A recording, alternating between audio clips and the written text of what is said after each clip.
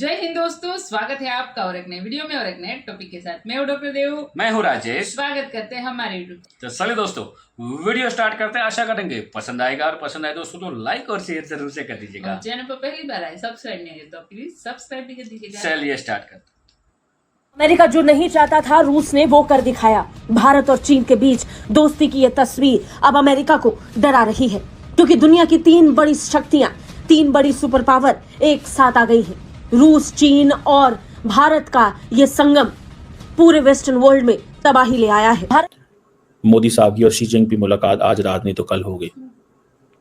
अब ये जो 16वीं ब्रिक्स समिट हो रही है, जिसमें एक बात बताऊं आपको मैं, ये मल्टीलैटरल फोरम्स में इंडिया और चाइना का मुख्तलिफ जगहों पे होना, it gives them to resolve their bilateral disputes. वो कोशिश कर रहे हैं कि भारत पे प्रेशर पड़ नहीं रहा है। अभी भारत क्या करेगा कि ब्रिक्स का इस्तेमाल करके अमेरिका के ऊपर उल्टा प्रेशर डालेगा।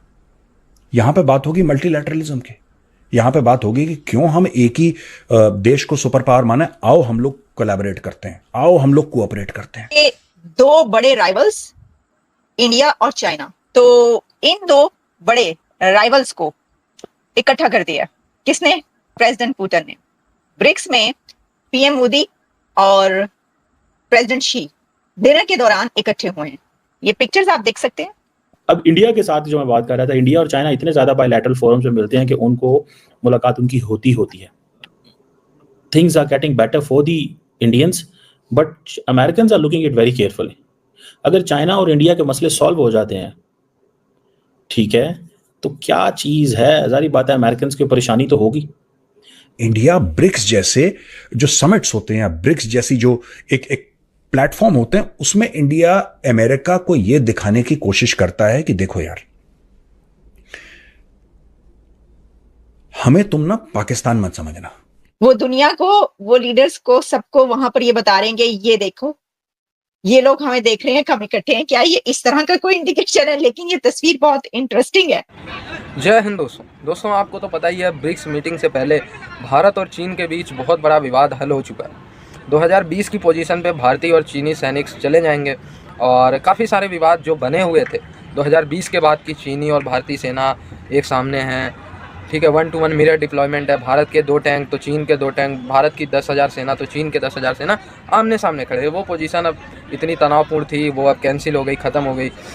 दोनों देशों के बीच समझौता हो गया, ठीक है। और ब्रिक्स में ये तीनों देश, भारत, चीन और रूस, दृढ़ता के साथ खड़े हैं और एक नया ग्लोबल वैश्विक ऑर्डर बनाने को तैयार है। अब इसको लेके जाहिर सी बात है, चाइना, भारत और रूस जब एक साथ हैं तो बड़ी शक्तियां एक साथ हैं। अमेरिका इसको लेके डरा हुआ है। डरा इसलिए हुआ है कि अगर ये तीनों महाशक्ति एक साथ आ गई तो आराम से अमेरिका को काउंटर कर सकते हैं किसी भी क्षेत्र में। अगर भारत, चीन और रूस मिल गए तो किसी भी क्षेत्र में ये अमेरिका को इजीली, और अमेरिका के ग्रुप को भी, जो अमेरिका ने यूरोप को लेकर ग्रुप बनाया, उसको भी काउंटर कर सकते हैं। तो अमेरिका के अंदर खौफ है, अमेरिका चिंतित है भारत और ब्रिक्स को लेकर कि इनका कद ना बढ़ जाए, ये हमें टक्कर ना देने लगे, ये हमें पीछे ना छोड़ने लगे।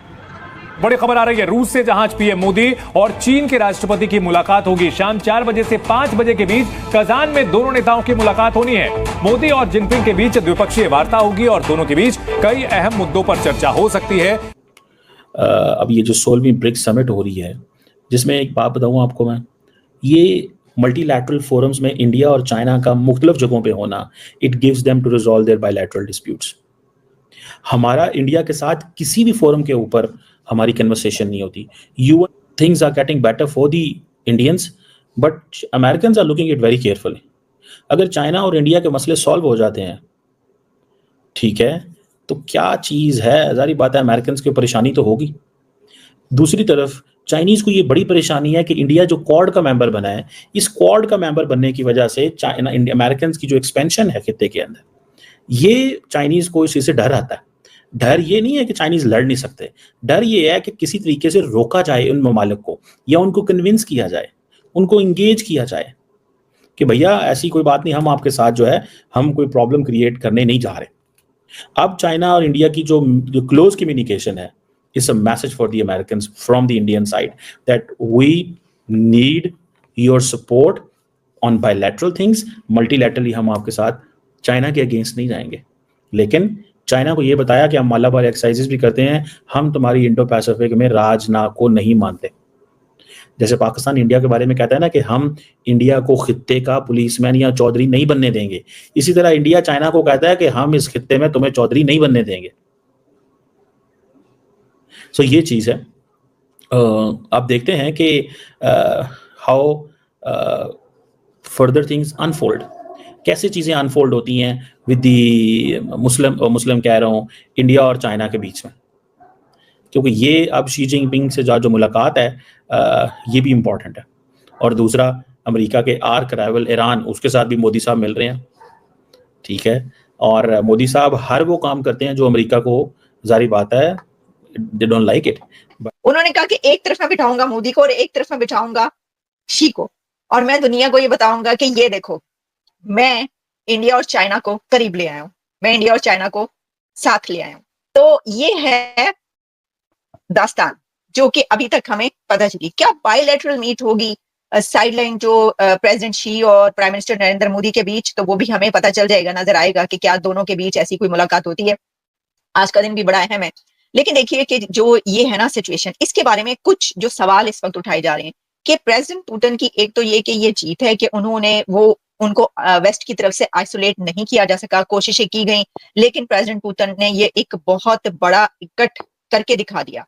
36 से ज्यादा दुनिया के बड़े लीडर्स इस वक्त रशिया में ब्रिक्स में हिस्सा ले रहे हैं। इसका क्या मतलब है? इसका मतलब ये है कि पुतिन को आइसोलेट नहीं किया जा सका, लेकिन इससे ज्यादा बढ़कर इसमें यह बात की जा रही है कि ये एक क्या इकोनॉमी का टिल्ट है।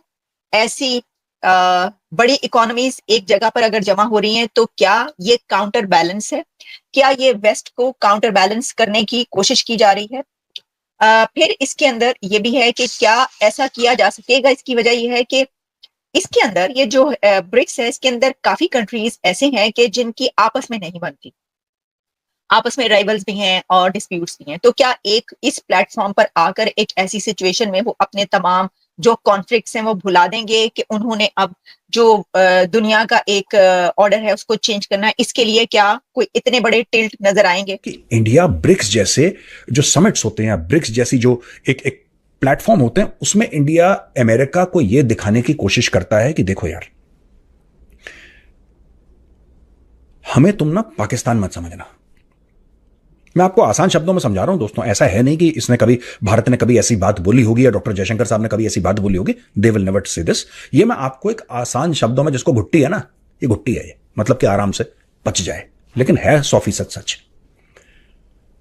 यार, अमेरिका प्रेशर डालता भारत के ऊपर, और अलग अलग किस्म के नाना प्रकार के प्रेशर डालता। वो ये भी कर दो, ये भी कर दो। अच्छा, हमें ये बात पता लगी है कि गुरपतवंत सिंह पन्नू को मारने की साजिश रॉ ने करी थी। अच्छा, इंडिया को ये करना चाहिए, इंडिया को ये करना। अच्छा, इंडिया को हमने इंजन देने थे तेजस के, वो हमारी थोड़ी सी प्रॉब्लम हो रही है, हम 6 महीने बाद आपको इंजन देंगे। ये सारा का सारा ड्रामा अमेरिका करता है, सारा का सारा ड्रामा। एक तरफ कि defining partnership of the 21st century, defining partnership, India is a strategic ally, India को हम वही अहमियत देते हैं जो नेटो को देते हैं। एक तरफ तो ये इनके गाने चलते हैं अमेरिकन के। बट मोदी साहब डज इट बिकॉज उसको ये है, जैसे कहेंगे ना कि उनको क्या परवाह है। वो कहते हैं हमें ईरान के साथ ताल्लुक चाहिए, क्योंकि इंडिया ने अमेरिकन को ये कहना शुरू कर दिया है कि आप हमारी बात माने, हम ईरान को लॉन्ग टर्म इस्तेमाल करना चाहते हैं और आपके भी काम आएगा। लेकिन याद रखिए, जितने प्रॉब्लम्स अमेरिका के और ईरान के हैं ना, इंडिया उन चीज़ों को नहीं सुलझा सकता। ठीक है ना जी। अब एक और सवाल पैदा होता है, एक तमाशा लग जाए, ठीक है, एक शोर मच जाए, अगर एक ट्राइलैटरल समिट हो जिसमें president Putin, Modi and Xi Jinping हो। ये सुनने में आ रहा है कि ये एक समिट होने वाली है।